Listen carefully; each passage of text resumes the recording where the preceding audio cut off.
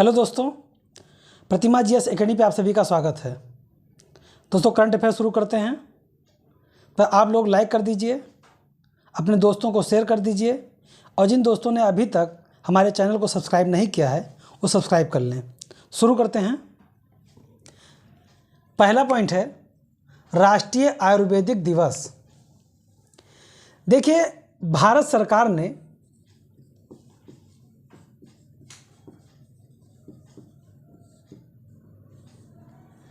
2016 में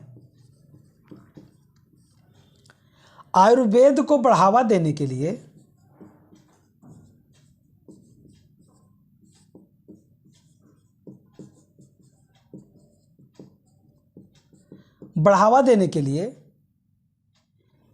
इसका आयोजन करना प्रारंभ किया और एक राष्ट्रीय दिवस के रूप में एक राष्ट्रीय दिवस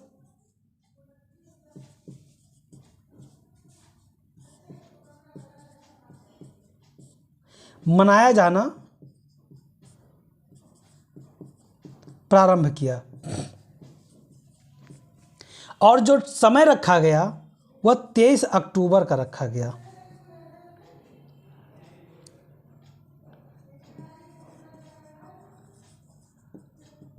तेईस अक्टूबर को, और 23 अक्टूबर के दिन ही धन्वंतरी पूजा होता है।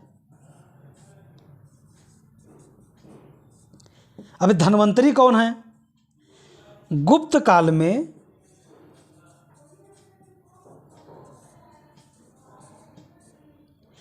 चंद्रगुप्त द्वितीय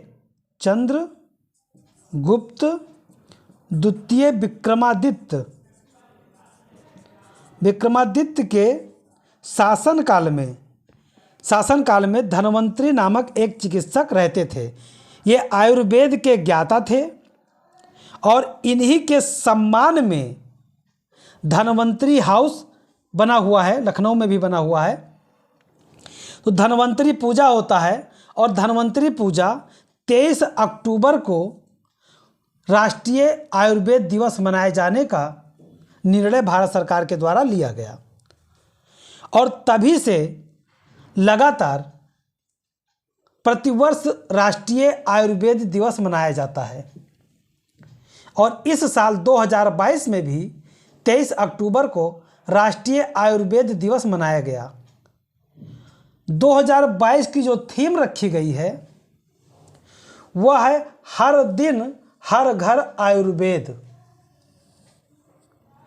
हर दिन हर घर आयुर्वेद इसका थीम है। 2022 में राष्ट्रीय आयुर्वेदिक दिवस जो मनाया जाता है ये 7वां संस्करण है। इस अवसर पर आयुष मंत्रालय के द्वारा, ध्यान रहे, आयुर्वेदिक का कार्य आयुष मंत्रालय देखती है। आयुष मंत्रालय के द्वारा अश्वगंधा एक स्वास्थ्य प्रवर्तक पर एक प्रजाति विशिष्ट राष्ट्रीय अभियान लॉन्च किया। यानी कि इस अवसर पर आयुष मंत्रालय ने अश्वगंधा की विशिष्टता को बढ़ाने के लिए एक अभियान चलाया है। अश्वगंधा के लिए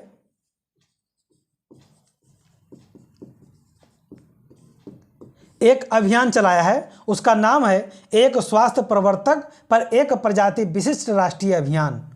तो ध्यान रहे, 23 अक्टूबर को प्रत्येक वर्ष मनाया जाता है। धन्वंतरी पूजन के अवसर पर मनाया जाता है।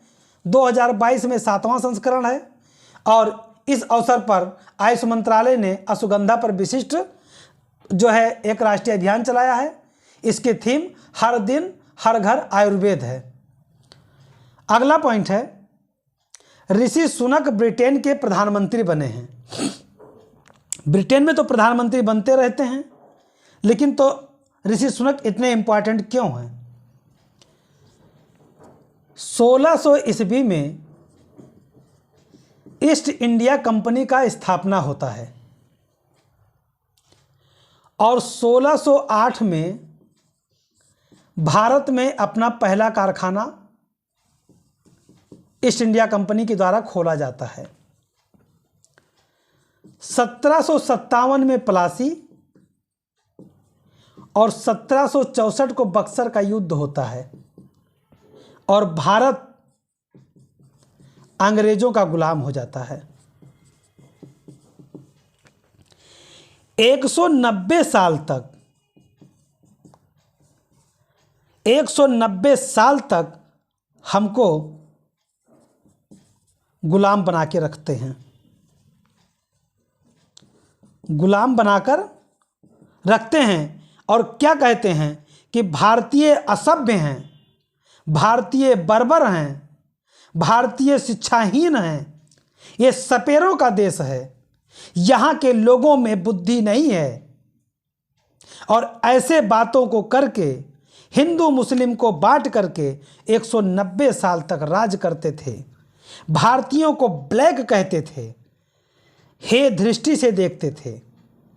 ऐसे देश में प्रथम भारतीय मूल का व्यक्ति प्रधानमंत्री बनता है, यानी वही ब्रिटेन जो कभी हमारे ऊपर राज करते थे, हमें तुच्छ समझते थे, आज वही का सर्वाधिक महत्वपूर्ण पद एक भारतीय मूल का व्यक्ति संभाल लिया है।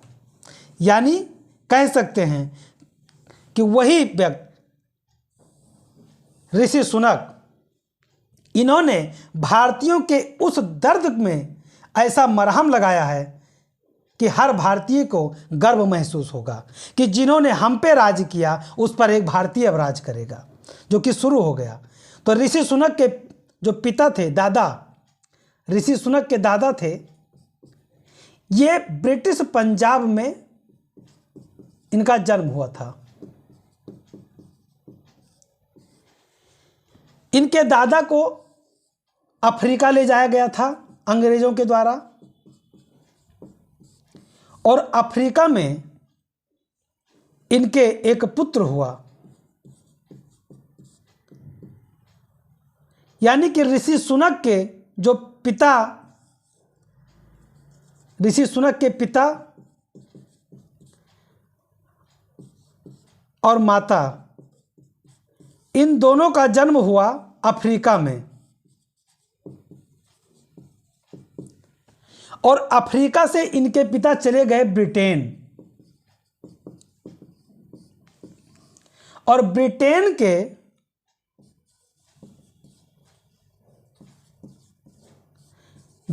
के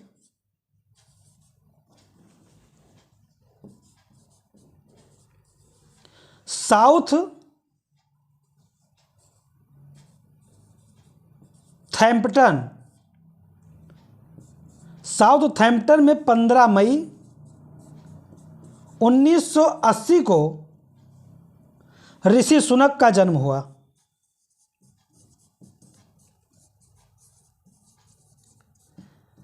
ऋषि सुनक का जन्म हुआ। देखिए, दादा ब्रिटिश पंजाब के थे, यही वजह है कि इन्हें भारतीय मूल का कहा जाता है। बाद में इनके दादा को अफ्रीका ले जाया गया। अंग्रेजों के द्वारा भारतीयों को मजदूर बना करके, सेवक बना करके, सारथी बना करके अलग अलग देशों में ले जाया जाता था। उसी का शिकार इनके दादा भी हुए थे और अफ्रीका ले जाया गया था। इनकी माता का जन्म तंजानिया में हुआ था, तंजानिया में, और इनके पिता का जन्म साउथ अफ्रीका में हुआ था। यानी कि इन दोनों का जब विवाह हुआ, फिर ये ब्रिटेन चले गए। ब्रिटेन में ऋषि सुनक का जन्म हुआ। ऋषि सुनक 3 भाई बहन हैं, 2 भाई और 1 बहन, उसमें ऋषि सुनक सबसे बड़े हैं। और ऋषि सुनक ने अपनी पढ़ाई लिखाई वहीं लंदन में रह करके किया और वहीं से इन्होंने इकोनॉमिक्स की पढ़ाई की और आगे चल करके ऋषि सुनक बोरिस जॉनसन सरकार में वित्त मंत्री का पद संभाले। वित्त मंत्री रहे और वित्त मंत्री के बाद में महज 42-44 साल के अंतर्गत 80-100 और 43 साल के उम्र में वो ब्रिटेन के सबसे ताकतवर पद यानी कि प्रधानमंत्री बन गए। इन्होंने लीज ट्रस का स्थान लिया है, लीज ट्रस का स्थान लिया है और पेरी मोरडांट को पराजित किया है। दोनों बातें इंपॉर्टेंट हैं। इन्होंने लीज ट्रस्ट का स्थान लिया है, लीज ट्रस्ट का स्थान लिया है और पेरी मोरडांट को पराजित किया है। 15 मई 1980 को साउथहैम्पटन में इनका जन्म हुआ था। बोरिस जॉनसन सरकार में वित्त मंत्री थे और ऐसे समय में वित्त मंत्री थे जब कोविड-19 का प्रकोप चल रहा था और ये कंजर्वेटिव पार्टी के पीएम हैं। ये कंजर्वेटिव पार्टी से पीएम हैं। यहाँ से जितने भी प्रश्न पूछे जाने की संभावना है मैंने आपको बता दिया है। अगला पॉइंट है, म्यांमार FATF के ब्लैक लिस्ट में शामिल हो गया है। देखिए FATF 1989 में इसकी स्थापना हुआ था। इसका मतलब है फाइनेंशियल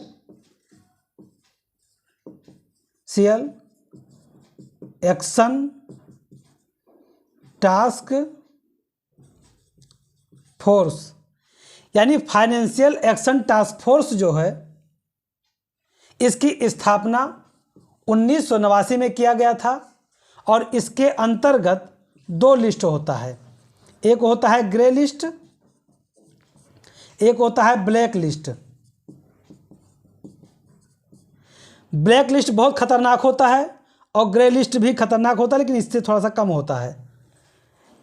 ब्लैक लिस्ट में म्यांमार को शामिल किया गया है और म्यांमार ब्लैक लिस्ट में शामिल होने वाला विश्व का तीसरा देश है।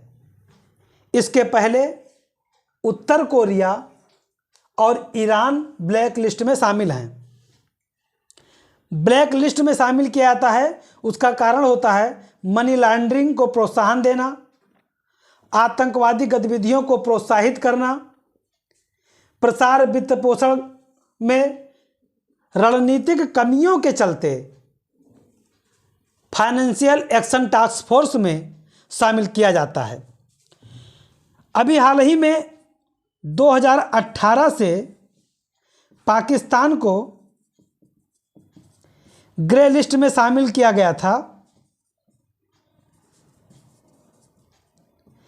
जिसे हाल ही में ग्रे लिस्ट से बाहर करने के लिए घोषणा कर दिया गया है। यानी पाकिस्तान अब ग्रे लिस्ट से बाहर हो जाएगा। 2018 से अभी तक यह ग्रे लिस्ट में शामिल था।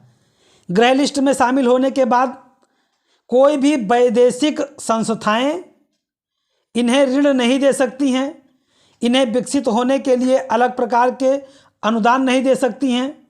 तो ऐसी स्थितियों से पाकिस्तान काफ़ी आर्थिक संकटों का सामना कर रहा था। लेकिन जब अब ग्रे लिस्ट से इसे बाहर कर दिया गया है तो इसे आर्थिक प्रोत्साहन मिलने की संभावनाएं बढ़ गई हैं। तो याद रहे, पाकिस्तान को ग्रे लिस्ट से बाहर कर दिया गया है और म्यांमार को ब्लैक लिस्ट में शामिल कर दिया गया है। फाइनेंशियल एक्शन टास्क फोर्स में फाइनेंशियल एक्शन टास्क फोर्स की स्थापना 1989 में किया गया था। अगला पॉइंट है सखारोव पुरस्कार 2022। सखारोव पुरस्कार यूरोपीय संघ के द्वारा दिया जाता है।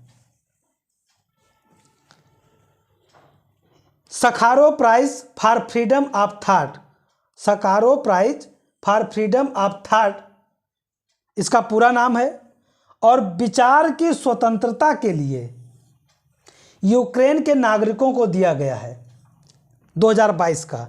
ऐसा क्या हुआ है, जब रूस ने यूक्रेन पे आक्रमण किया तो वहां के लोगों